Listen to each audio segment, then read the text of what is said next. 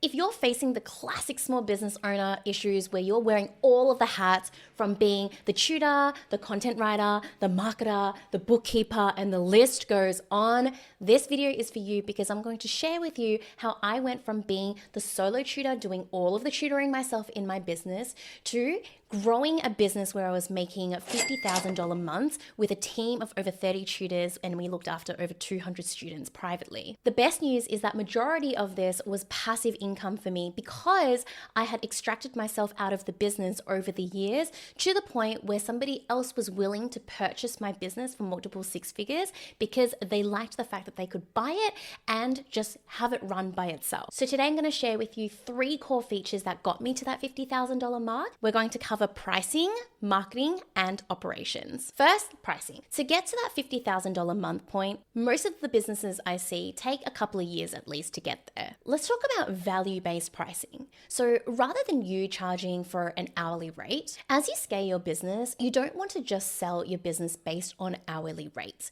You want to start thinking about package deals. So when you start selling packages, what this looked like in my business is rather than just selling 1 hour of tutoring, we sold packages of 10 hours of tutoring. What this does is it starts to build consistency in your business. When you know that someone has signed up for 10 hours of tutoring, that means you can have confidence in retaining your customer. Now, for any business to scale, you need to be constantly increasing in the number of volume of the service that you're providing. From changing your services to just one session here and there to having more consistency, that's how you can build volume because you know that you're going to have students returning back to you. When you start moving to package deals, you're shifting the mindset from your customers of, I'm going to get 1 hour of tutoring, so how much am I paying for that 1 hour of tutoring?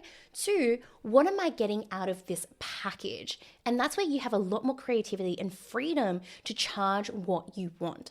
So with a lot of my clients, they might say you have 10 hours of tutoring for this package, but you also get bonus resources. You also get a community of ongoing support Monday to Friday. And so when you start value stacking and adding, then that also increases the value of what you're offering people. And this is when you can actually start charging more for your services. Also, when you start moving towards packages, it makes it harder for potential leads to your business to just compare you to other tutoring companies who are also just charging for that 1 hour of tutoring. If I'm just comparing 2 tutors, one that charges 60 versus one that charges 70, it's so much easier for me to go, oh, why don't I just go for the cheaper person?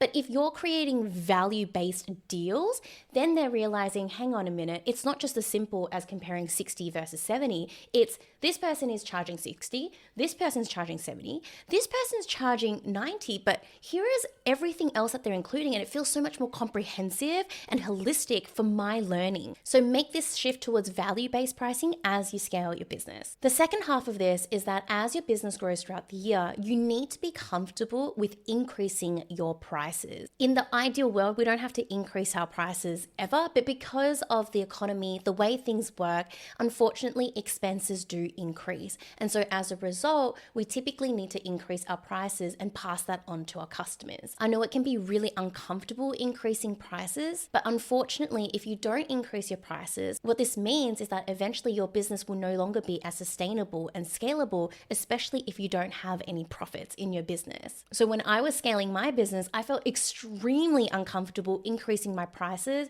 to 200 customers. And so I know that so many of you would be feeling uncomfortable as well. So I actually do have a gift for you. I have copied and pasted the template that I use when I went out to talk to my customers about increasing their prices. So I'll link that up in the card and also in the description for you. This document was very much thought out. I spent hours on it in thinking about what's the best way for me to communicate to my customers on why I'm increasing my prices, how to not make me look like I'm just a greedy boss who's just trying to make more money, but genuinely, how do I do this in a way that helps them feel like they're still getting value out of our tutoring services. Inside the document, I also share with you the email that I sent out to my tutors as well, because once you increase your prices in your business for your customers, if you have a team of tutors, they need to know that the prices have increased as well, because your customers are going to ask your tutors about it. And if they have no idea, that is not a good look. And if you're increasing your prices, sometimes your tutors will think to themselves, hang on a minute, why aren't I getting a pay rise? You're getting more out of this. I should be getting more out of this. I'm the one who's doing all the work, right? So it was really important to me that anytime I increased my prices, that I communicated it first with my tutors, and then I communicated with my customers as well. So yes, feel free to download that. It's a free gift for you. So I hope that it helps you feel more confident in increasing your prices in your business. Next, let's talk about marketing. I think the best way for me to talk about marketing is to just share with you my own personal journey with how we marketed Lisa's study guides and how that marketing eventually turned into a passive lead generation system that worked for me every single day. So I didn't need to actually be involved in the business at all. So essentially what I did in the beginning was I posted on online forums or job boards. So think of things like Wyzant, Superprof, Tutor Hunt. I know that a lot of you are on these platforms, and I think that's okay in the beginning, especially when you don't necessarily have a lot of experience. You just kind of want to get yourself out there and get a little bit of attention. Just start getting some students through the door. But eventually you get to a point where a lot of you, and myself included, start to realize, hang on a minute, I think I just want to do this on my own, and I want to create my own leads that I can convert so that I take the full cut of a session rather than giving commission to one of these tutor marketplaces. So at that point in time, when I realized that I wanted to move on from the online forums, is how do I find my own leads in the most simple and easiest way possible that's as low lift as possible. So I knew that I could go out and create a website. I knew that I could go out there and do paid ads, but I didn't have the money to do paid ads. I could have invested a bit of time and money into a website, but it felt like a much heavier lift compared to what I ended up doing, which is just reaching out to my existing students, to my old students, and to my network. So I essentially let everyone know that I was doing tutoring, I was looking to onboard more students, and I would love if they would send me any referrals. And what I found from that was that old students who loved working with me, they sent me their siblings or friends they knew. Old clients, they would also do the same thing. And then because I tapped into my network, so I just posted on my own personal Facebook at the time, people actually started reaching out to me saying that they knew that I was doing tutoring and they had somebody that they wanted to refer my way. Now I started leveraging my network and asking for referrals while I was still on the job boards. So I was getting a combination of leads from both. And over the years, what I found was that I started getting more and more leads just through referrals because I had a bigger bank of people who had gotten tutoring from me because I had more existing students, and more people in my network over the years knew that I was doing tutoring just from me consistently sharing my life, my stories, and the success results of my students. So this kept me busy during my early university years, but I knew that I wanted to keep generating more leads. So I thought about what's that next thing? It's not going to be as low lift because I've already done the lowest lift, which is leveraging my network.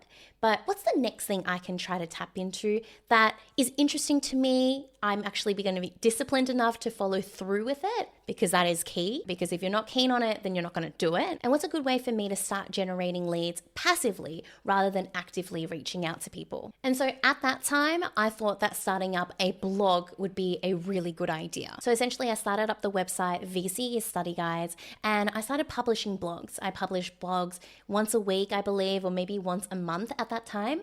And it was very much a long-term game. So I think that's key to understand when you start working on your own lead generation systems. Sometimes things don't happen straight away. You have to be ready to commit to this for the long haul.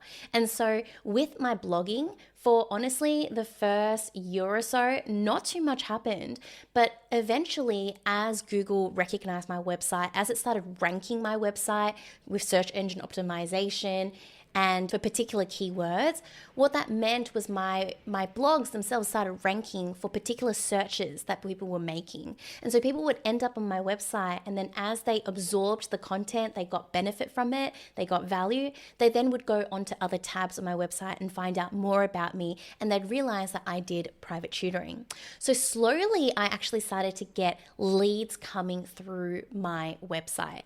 And eventually, my website got to a point where it was reaching like 50,000 visitors every single year, and I was getting leads coming through the website every single day. And that's a big core part of how I was actually able to scale to those $50,000 months. Now, once I had actually invested a lot of time in blogging, setting it up, and starting to see the results and pushing through, being consistent with it for years, I then thought to myself, okay, I feel like I've done the blogging part really well. What's the next thing I can start stacking onto my marketing channel? So at this point, I was leveraging my network. I was still posting about my tutoring so people would have awareness that I was doing tutoring. I was then getting referrals from my ever-growing large bank of existing students, old students, and then I had stacked it with my website. And finally, I eventually started on YouTube as my first social media channel. So the beauty of YouTube was that I found that as I stacked my marketing channels, they all feed within each other. So what would happen is that people would search up something on Google, how to write a comparative essay. They would find my video, they would watch it, and then they would realize, oh, she does tutoring. Hang on a minute, she has a website. Let me go check out that website. So they would go to my website, learn more about my tutoring, read a few of my blogs, and get converted in that sense. As they say in marketing, it takes about 7 touch points before someone is actually willing to buy from you. So they need to see you several times and absorb from you several times before someone actually feels like they can trust you. And so that was what I was doing. I was slowly planting my seeds all over the internet so that they could make those connection points with me, from my website to YouTube videos to my blogs, so that would nurture them and lead them to reach out to get tutoring with me. So the core reason why I'm sharing you my own personal story of how my marketing worked in Lisa's Study Guides and how I grew is, one, I don't want you to think that things are just going to happen overnight. A lot of the times when you choose particular marketing channels, you need to commit to it longer than you think, because there is so much skill set that you need to build in it to really build your expertise in it, but also for it to start paying off. Posting one post is not going to do anything. You can't just expect someone to look at it and be like, yes, I'm so ready for tutoring right now. You know, it takes time for people to warm up to you. And so it's definitely a long-term game. But also, I want to say is that it's important for you to not spread yourself thin. So just because you watch this video and you hear that I did all of these different marketing tactics doesn't mean that you should go out and do all of them right now. This took me years. It literally took me probably like 6 years of a journey of slowly going through it step by step and adding each marketing tactic. And the best part of all this is once I had set up my website, once I had all the blogs up, once I had all the YouTube videos up, those pieces of content continued to work for me for months, for years after I'd actually published them. But in order for me to get to this point where passively I was getting leads because my content was working for me, obviously I had to put in the work beforehand, and it was very active in the years leading up to where I was pretty much hands off with my business. Third, let's talk about operations. So a lot of people ask me, how do I hire tutors that are going to be as good as me? My answer to that is that you're looking at this in the wrong way. Because we're a service-based business, all tutors are going to be inherently different. Your tutor is going to have a different personality as you. Your tutor has different experiences and knowledge compared to you. We can't clone you, and so you can't expect them to be the same. But rather than seeing this as a bad thing, shift your frame of thinking and see the positives in someone who can actually bring something different to the table. So what I would recommend is, obviously you want to uphold the same level of quality service. So in order for you to create a scaling business where you can rely on your tutor's quality of service, you want to give them guidelines on how you do things in your business. This is also going to create brand uniformity. So if your business has a particular philosophy in the way you like to teach, make sure that your tutors are aligned with this and that they understand it. So as an example, in my business, because we taught literature and English, one of the big components of our tutoring was making sure that we helped our students feel confident communicating their thoughts. And in order to communicate their thoughts, We need to conversate with them. We need to have these open conversations where we encourage our students to talk aloud rather than being shy about their ideas. And because that was our teaching philosophy, in my guidelines to tutors on how they would actually run their tutoring sessions, I always told them to integrate and have sections inside the tutoring session where it was just pure open conversation. So that way, you know your teachers are in alignment with how your business does things, but they're not so boxed in that they have to do it your specific way. Give them a little bit of room for creativity, because I promise you, that's when you can actually leverage your tutors at their very best. This allows room for improvement, for iteration, and for innovation. For your tutors to come back to you and say, hey, I tried this and it really worked for me. And it could be something that you've never thought about doing before. And then you realize that's actually a really great idea. Let's actually teach it to everyone else. And so what you're doing here is that you're making sure that there's alignment, but you're also creating the flexibility for tutors to be creative to help your business be even better than what it currently is. I think it is very egoistic for us to think that tutors need to be just as good as us. I think it makes sense because we've built this business up until this point literally only with us. So I think it's very normal for a lot of tutors to be like, but I'm the reason why people come to this business. Like, they like my teaching style. But that's just a self-fulfilling prophecy. Obviously, people come to your business because up until a certain point, there was only you in it, right? As the solo tutor. But once you get on board a team of tutors, what you'll find is if you have good tutors, they are going to start getting their own referrals. Their students will start going to referring their friends to that tutor. And that's when you know that you've hired amazing tutors for your team. Now, another common question that I get based on this point is, what stops a tutor from just stealing those referrals that they're getting? It's all about setting the expectation. So we know that this is probably inevitably going to happen, where a student or a parent is going to try to subvert you as the tutoring business and only want to work with the tutor and say, hey, like, we can just pay you directly, and that way you get the full cut rather than the tutoring business you're working with. Or if they get referrals from their existing students, they don't have to tell your business about the referral. Now, I think the hard thing about being in this industry is that there's nothing really you can do to stop it. Yes, you could have it in your contract where you have a non-compete, but ultimately that can happen behind the scenes and you don't have control over that. So rather than fighting it, I try to put in place guidelines and expectations again to show tutors what is the best way to move forward if this situation were to come up. So I have documentation guiding the tutors, hey, if a student or parent asks you to work with them directly, here's ABC, what you can say.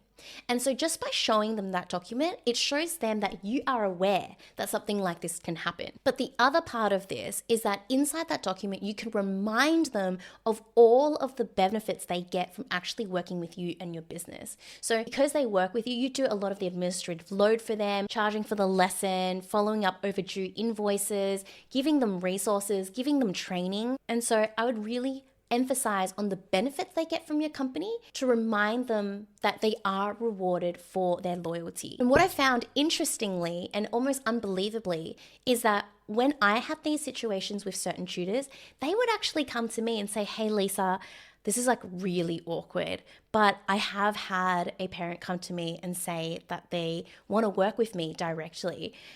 What should I do? Like, to be honest, I love working with you and I just don't know if I feel comfortable with that. And so what this told me is that their loyalty to me as their boss was actually incredibly high. And this made me feel so rewarded. So it really reinforced for me, rather than operating from a place of scarcity, what if my tutor steals my clients, etc., to operate from a space of abundance and care. Ask yourself, in what ways can I show my tutors that I care about them? In what ways can I build connection with them so that they know they're truly valued? That loyalty is priceless, and those tutors will continue to work with you long term. And it's also a two-way street, right? If those tutors start taking the students away from your business, it's also not going to look good on them either, because you're going to start to think, I've given you 4 students over the past 4 months. Why have you lost every single one of them? That's a bit strange. So if you think about the ways that your business may leak, for example, losing customers, think about what you can implement to make sure that you set expectations, that you communicate clearly what to do in those scenarios, and that you add value for your tutors or even your customers. So those are some of the elements of pricing, marketing, and operations that help me get past that $50,000 per month in my business Lisa's Study Guides. If you found this video helpful, I'd love for you to comment the word trifecta, just so that I know you've reached all the way until the end of this video, you found it helpful, and that you take something away for the next time you think about your tutoring business. Don't forget the gift that I've got for you as well, the Lisa Study Guides price increase for tutors and students, which you can get in the description box below. And if you want to learn more about how I worked 10 plus hours a day, hustling my ass off to working up to only 2 hours a day, but making over $2 million in revenue, I'll pop that video up there for you to watch next. All right, I will see you in the next video.